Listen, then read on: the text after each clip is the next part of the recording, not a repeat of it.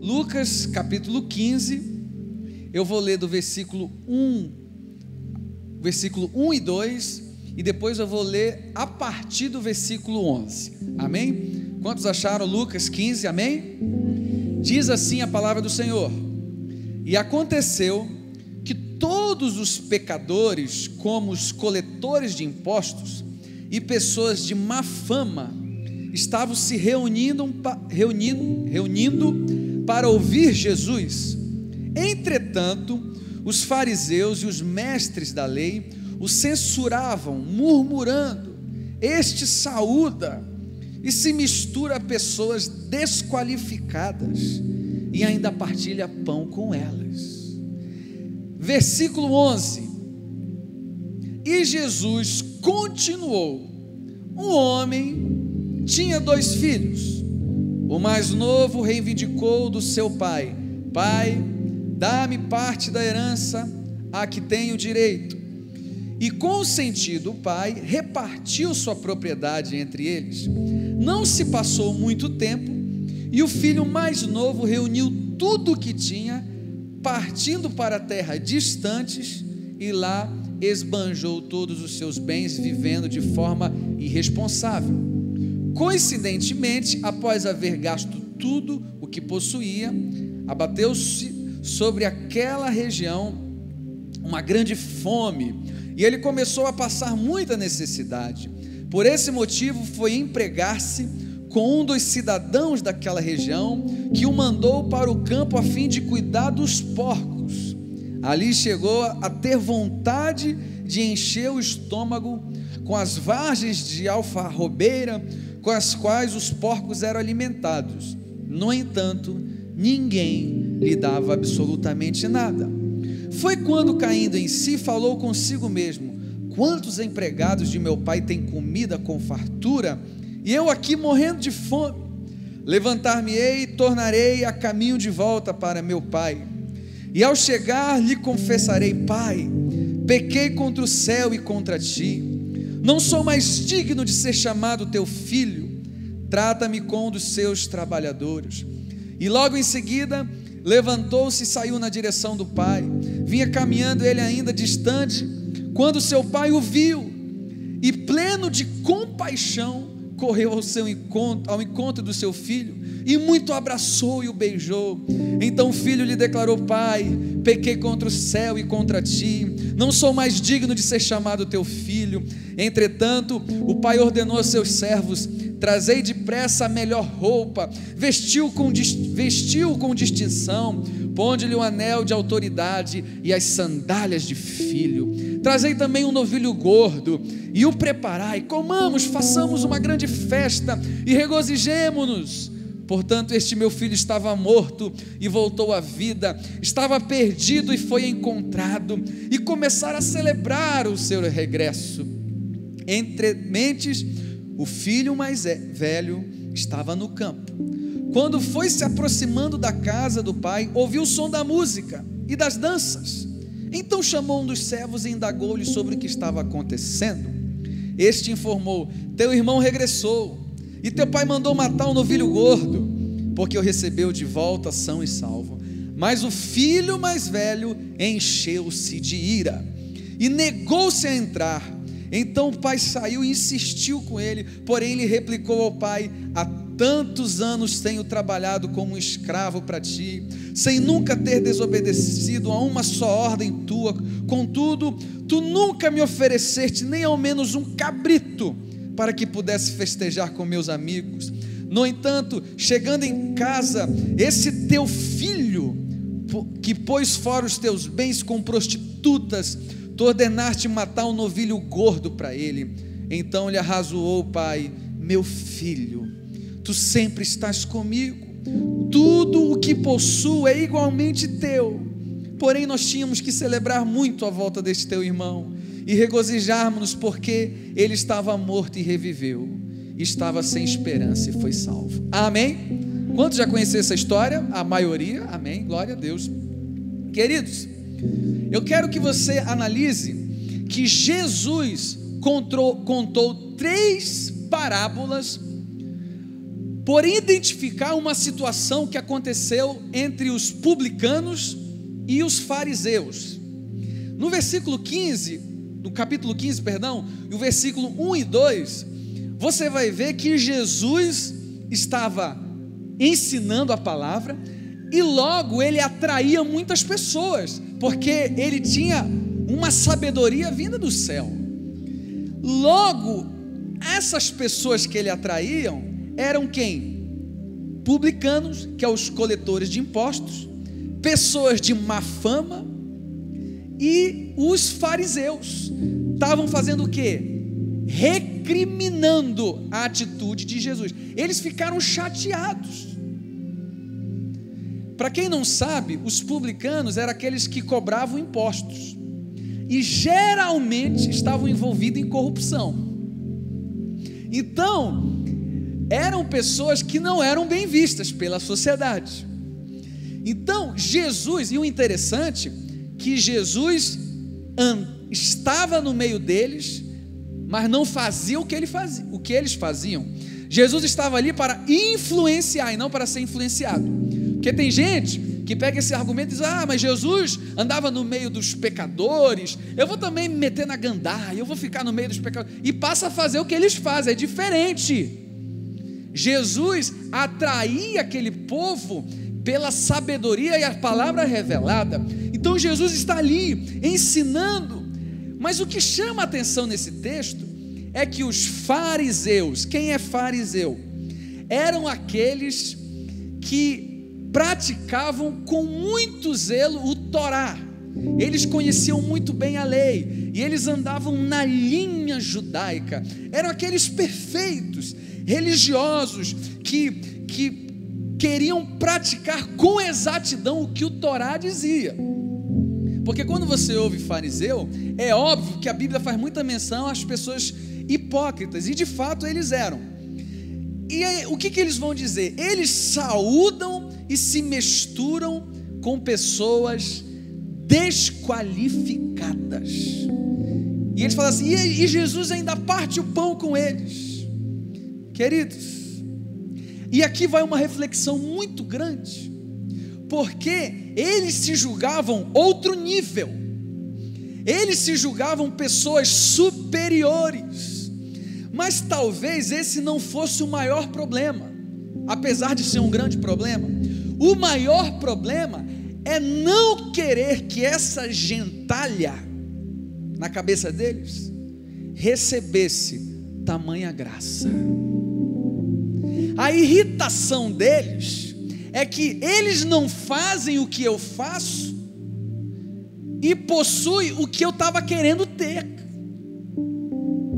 E é muito interessante que após Jesus perceber essa situação, presta atenção, Jesus oferece salvação, oferece pão, está no meio dos pecadores, e aquilo irrita um grupo seleto daquela sociedade. Aí o que Jesus faz? Conta 3 parábolas, nós só lemos uma, mas eu vou relembrar para vocês. Isso está tudo, se você ler todo o capítulo 15, quando chegar na sua casa, você vai entender. Ele conta a parábola da ovelha perdida. Aí ele diz assim: qual dentre vós que tem 100 ovelhas, que perde uma, que não deixa as 99 e vai atrás daquela? O que eu aprendo aqui? Primeiro, Jesus estava mostrando o coração paterno que ele tinha, o coração de amor, porque ele estava impondo um critério: eu sou aquele que deixa as 99 e vou atrás daquela uma. Mas ele coloca essa responsabilidade para quem? Para os fariseus, para os peritos na lei, dizendo: qual de vocês que tem 99 ovelhas, 100 ovelhas, desculpa, e perde uma, não vai atrás dela?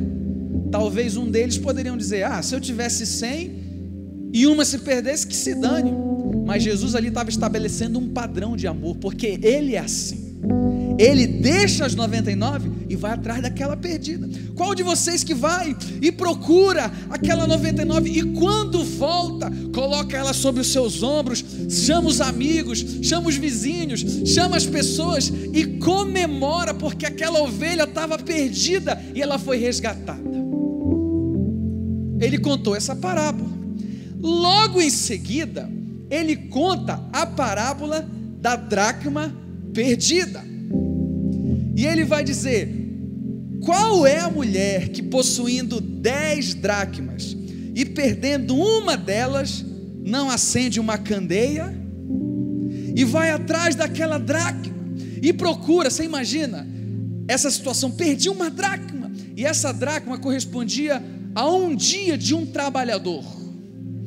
E as casas naquela época não tinham janelas, né? Então a luz do sol era muito provável que não entrasse. Então uma dracma perdida numa casa, a procura por ela era muito grande, assim, o trabalho de achar.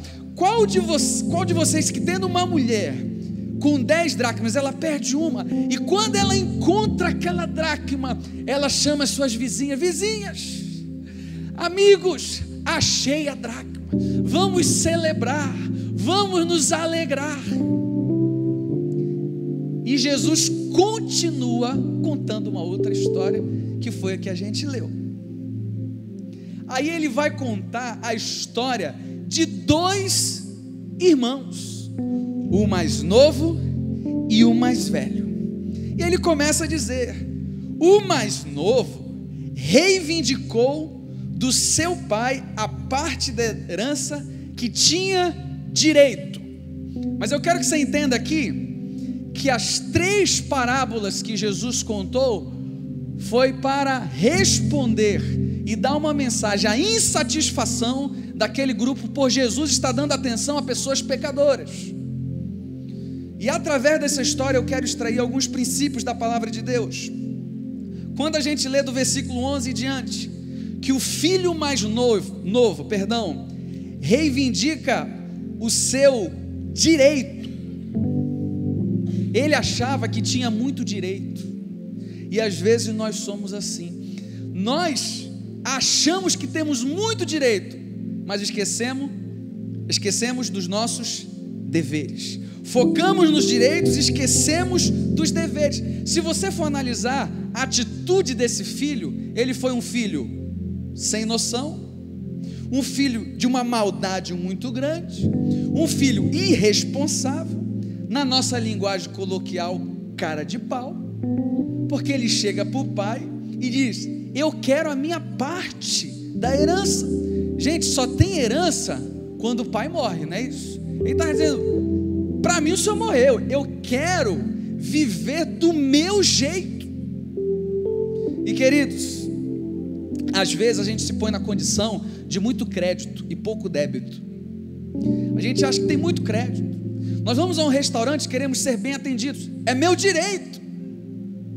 Se você paga a escola, o seu filho tem que ser bem tratado.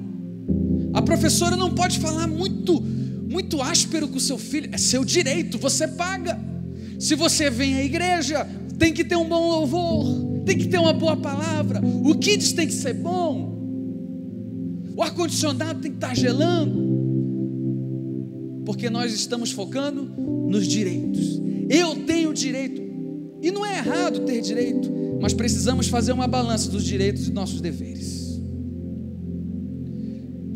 E aquele filho disse: dá minha parte da herança, que eu tenho direito. E ele fez o quê? Foi viver em terras distantes. À guisa de introdução, eu quero destacar que quando a gente decide viver distante da casa do Pai, certamente entraremos por uma rota de fracasso. Muitas pessoas ouviram a palavra de Deus, muitas pessoas ouvem a palavra de Deus, mas decidiram viver distante de Deus. Você pode dizer: como é que eu posso viver distante de Deus? Às vezes pessoas podem viver distante de Deus estando na igreja. Ah, mas eu estou na igreja, eu sou amigo do pastor, eu jogo futebol com ele, eu tenho o WhatsApp dele, eu ouço música evangélica, Eu conheço as músicas dos cantores, mas está distante de Deus. Como eu posso estar distante de Deus? Quando eu decido sair da igreja por uma chateação. Tem gente que fala assim: eu vou sair da igreja, mas não foi Deus que mandou, foi uma chateação, foi uma mágoa, e eu vou viver agora em terras distantes, e ele não é mais guiado pela palavra de Deus, ele não é guiado mais pela revelação da palavra, ele é guiado pela mágoa. Não tem ninguém nessa vida que será feliz, grave isso que eu vou te falar, ninguém nessa vida que será feliz vivendo uma vida distante de Deus. E aquele filho, irresponsavelmente, decidiu viver distante. E eu quero dizer para você, o mundo constantemente vai colocar coisas na sua frente para você se distanciar de Deus. Ah, mas você estava tão bem até essa amizade aparecer. Você nem lê mais a Bíblia, você não tem vontade nem de vir para o culto. Veio porque a mulher te empurrou, veio porque tinha que tratar do negócio com uma pessoa. Depois que aconteceu isso, o teu amor esfriou e decidiu viver distante, não é mais a mesma pessoa. Depois que você foi promovido, depois que você foi abençoado, depois que isso aconteceu na sua vida, você está distante. E aquele filho decidiu viver distante. E muitas vezes nós criamos a nossa religião, porque você ouve assim: o pastor está pregando, e a palavra de Deus diz isso. Aí você fala: não, o pastor disse isso, mas eu penso diferente. Ele disse aquilo, mas a minha opinião é outra. É a sua religião. Existem pessoas criando a sua religião. Ele não tem um Deus, ele não tem um norte. A Bíblia não é mais o seu norte. O seu norte é o que ele acha. Aquele filho, a palavra de Deus vai dizer que ele esbanjou todos os seus bens, porque ele pegou tudo que tinha, pegou seu celular e começou a postar no Instagram. Partiu farra. Agora, meu amigo, eu não tenho que dar satisfação para o meu pai. Que negócio é esse dele? Pai, me dá um negócio aí. Não, eu peguei tudo, agora eu vou gastar do meu jeito. E ele fazia stories e fazia um monte de coisa, e ele começou a esbanjar. Você já percebeu, irmãos, que ninguém posta derrota nos stories, na rede social? Eu duvido alguém. Gente, diarreia braba, nunca vi. Nunca vi, é só vitória. E esse filho estava assim, comprou um carro do ano, foi para a região dos lagos, foi passear de lanche. Não é que é errado não, é benção, mas ele quis fazer do seu jeito. Não quero meu pai agora para dizer o que ele não queria mais limites. E vai aqui um parênteses sobre postar a vitória. E o que nos move são as dificuldades. O que te faz crescer não são as facilidades, são as dificuldades. E a gente vive num mundo de postagem, e eu prefiro postar do que viver. Eu prefiro mostrar para os outros, para que os outros sejam um termômetro da minha felicidade. Porque se ninguém curtir, eu estou triste, mas se todo mundo curtir, eu estou feliz. Então, quem dita a minha felicidade são os meus seguidores. E esse filho esbanjou, gastou com as prostitutas, não tinha mais limites. E a Bíblia vai dizer que houve uma grande fome e ele perdeu tudo. Foi ser empregado num lugar para cuidar dos porcos. E para o judeu, o porco é um animal imundo. Cuidar de porco era uma coisa assim, humilhante, terrivelmente. E a Bíblia fala que ele desejou, ele nem comeu, irmãos, ele desejou comer comida dos porcos e não comia. Aí você pensa, caiu o nível financeiro. Ele tinha tudo, agora não tinha nada. Exatamente. Mas tem muita gente que tem tudo, mas ao mesmo tempo está comendo comida de porco. Às vezes está desejando comer comida dos porcos na emoção. Tem tudo que alguém sonha em ter, mas é emocionalmente fraco, está debilitado, está em depressão, não sabe o que mais faz da vida. Sabe por quê? Decidiu viver distante do Pai. E aquela situação de caos faz ele fazer uma reflexão na sua vida. Ele pensou, na casa do meu pai tem tudo. Os empregados do meu pai têm boa comida, e eu estou desejando comer comida dos porcos e não tenho. Aí ele, caindo em si, caiu a ficha, ele se arrependeu. Falei, vou voltar,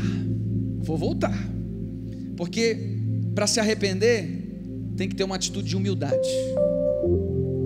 Porque como é que ele volta agora? Com vergonha.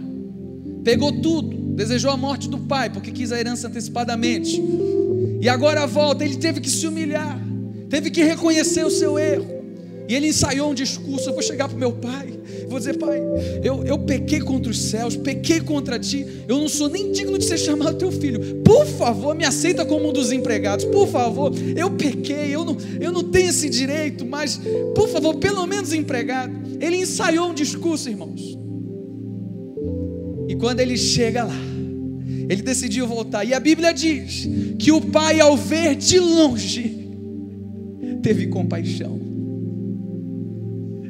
correu, abraçou, beijou o filho, e o filho, eu ensaiei o discurso, eu vou falar agora. Pai, pequei contra os céus, contra ti, eu não sou. O pai abraçou e falou assim, eu não quero saber de nada disso, não me interessa o teu discurso. Sabe aquela picanha maturada que está guardada há muito tempo? Vamos amassar agora, vai ser hoje.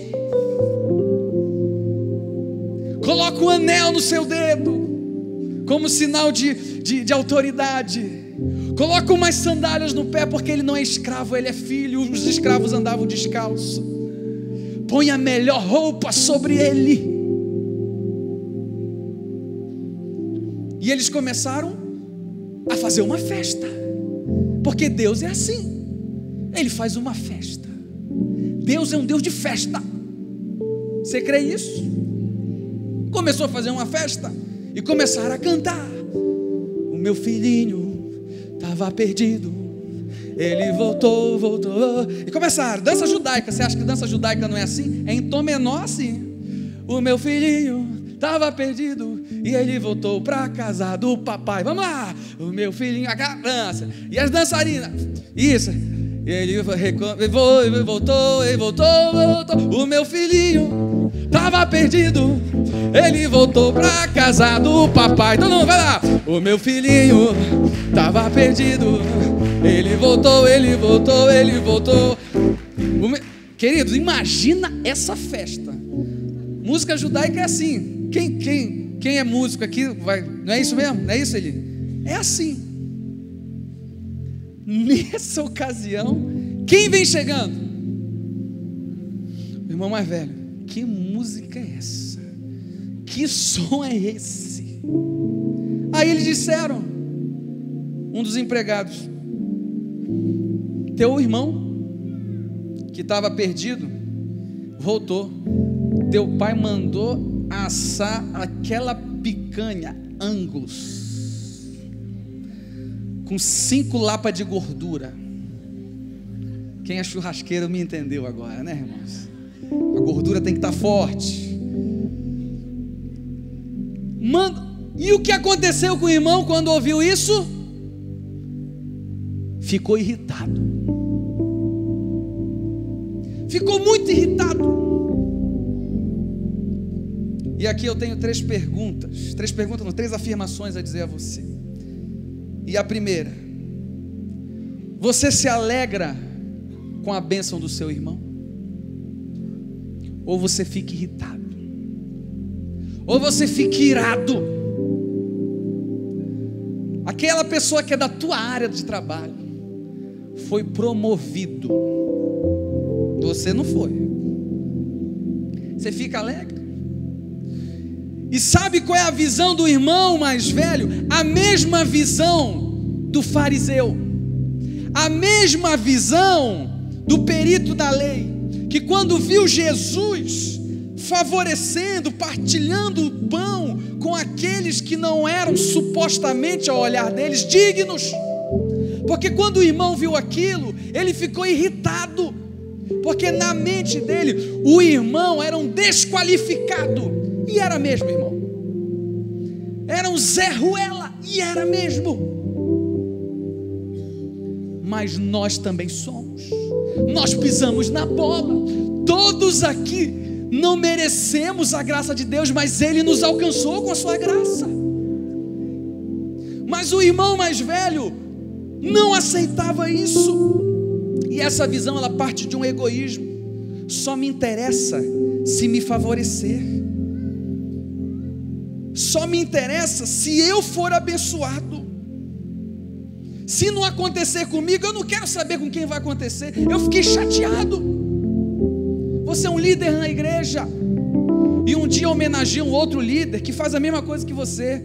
Você fica alegre ou você fica chateado? Deus está querendo tratar teu coração hoje. Ah, mas nunca fizeram isso para mim. Você se alegra? Ah, meus queridos, nós precisamos. Isso é uma resposta que você tem que dar para o seu coração, para Deus. Tem gente que quando vê a vitória do outro fica com raiva. Esse miserável, essa irmã emagreceu, essa miserável, eu aqui tentando, fazendo uma dieta que ela parece magra na minha frente, essa horrorosa. Você fica alegre quando o irmão ganha uma bênção. Oh, aleluia, glória a Deus, que bom que ele passou, que bom que a música dele foi mais longe, que bom que ele está voando mais alto, aleluia, glória a Deus, porque Deus está vendo o nosso coração. Você se alegra ou fica triste? O irmão mais velho ficou triste, mas ele ficou triste porque ele tinha a mesma mentalidade, ele se colocava no nível superior, e esse é o problema. Julgamos as pessoas só porque o pecado delas é diferente do nosso. Não, mas ele rouba, mas você fala mal da igreja. Ela é uma prostituta, mas você omite fatos. Mas é diferente. As consequências eu sei, mas isso não te coloca num patamar superior.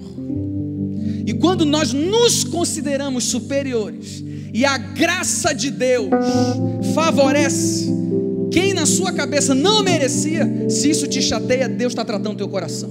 E é hoje. O filho mais velho vai dizer assim: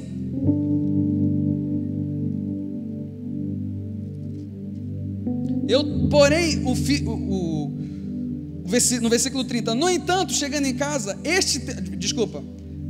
há tantos anos, olha a palavra do filho, eu tenho trabalhado como um escravo para ti, sem nunca ter desobedecido uma só ordem.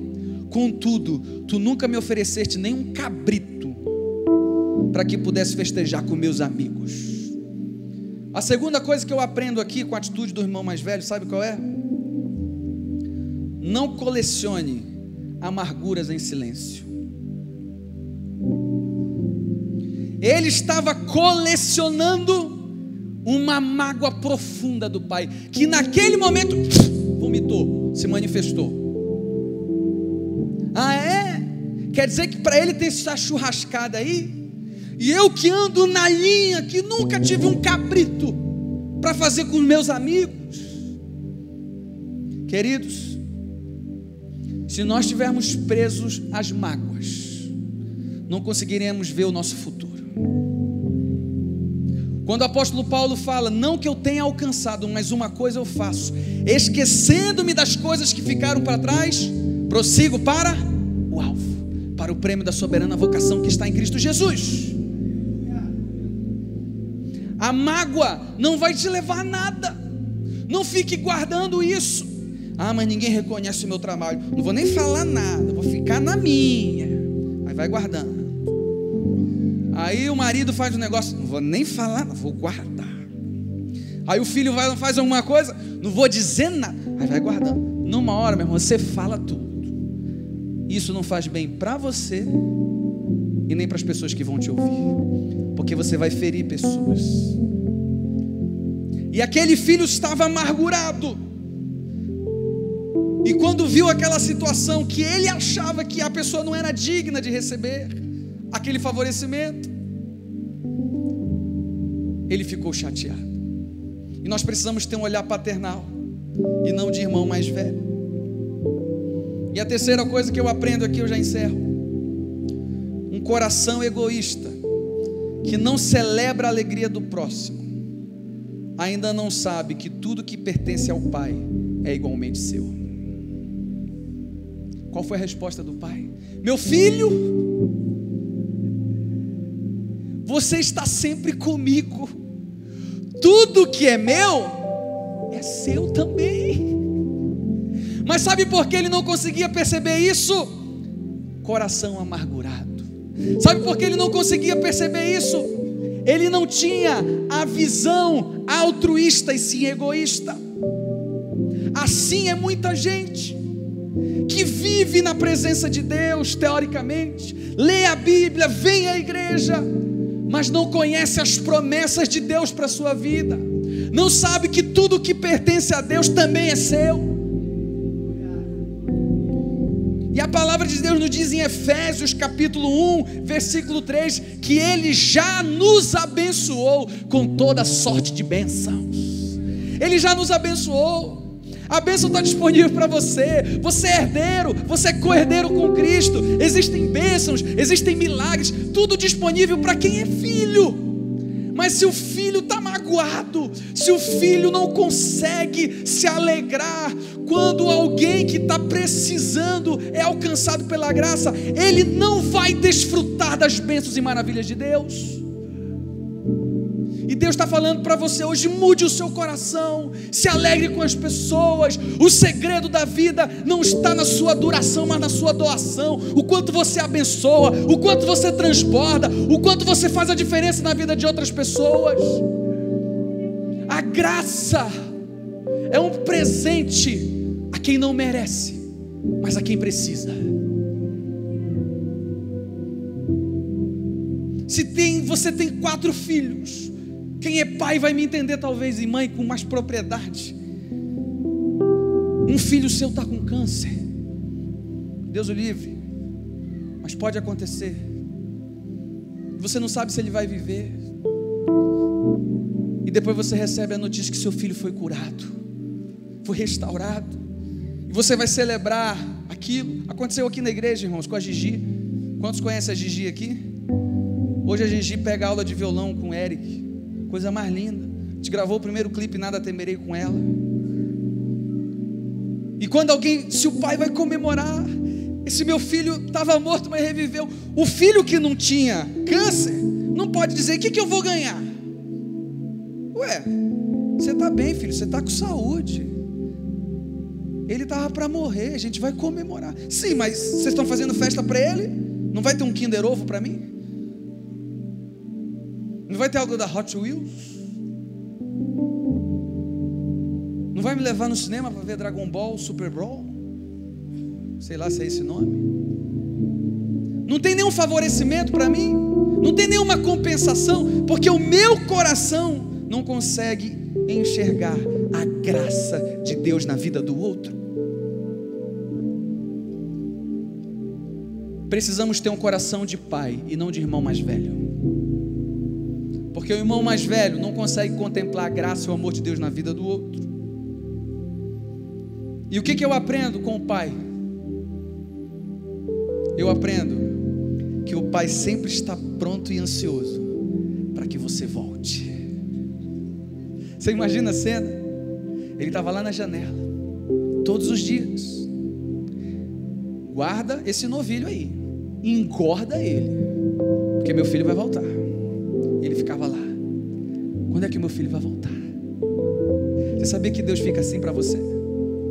Quando é que você vai entrar no quarto para orar, para me encontrar? Quando é que você vai pegar essa Bíblia e folhear e chorar diante dela e ver o quanto eu tenho para falar contigo? Ele fica esperando, mas depende de você.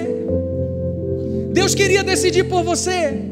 A Bíblia diz que é o desejo de Deus que todos cheguem ao pleno conhecimento da verdade, mas a decisão é nossa. Ele estava ali esperando, na torcida. Tem muitas coisas que em 2019 podem dar certo na sua vida, que só depende de você. Só depende de você. Eu preciso fazer coisas mirabolantes. Não, decidi hoje. Decidi hoje ser fiel a Deus.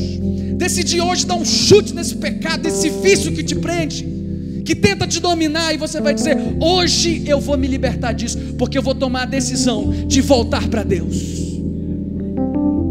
Eu vou voltar para a casa do Pai, porque os prazeres dessa vida, aquilo que o filho pródigo foi tomado pelo hedonismo, prazer pelo prazer, isso não nos leva a nada. No primeiro momento é legal, no primeiro momento é prazeroso, mas no final é morte. O que eu aprendo com o Pai? Eu aprendo que quando você se arrepende, o Pai nem discute os motivos, Ele apenas faz uma festa.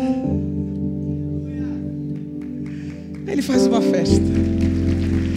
Manda matar esse novilho gordo aí, e vamos festejar, e vamos nos alegrar. 2019 é o ano da sua vida, irmão. Eu creio nisso. 2019 é o ano da sua vida. Deus vai te dar situações que você vai ser bênção na vida de muita gente.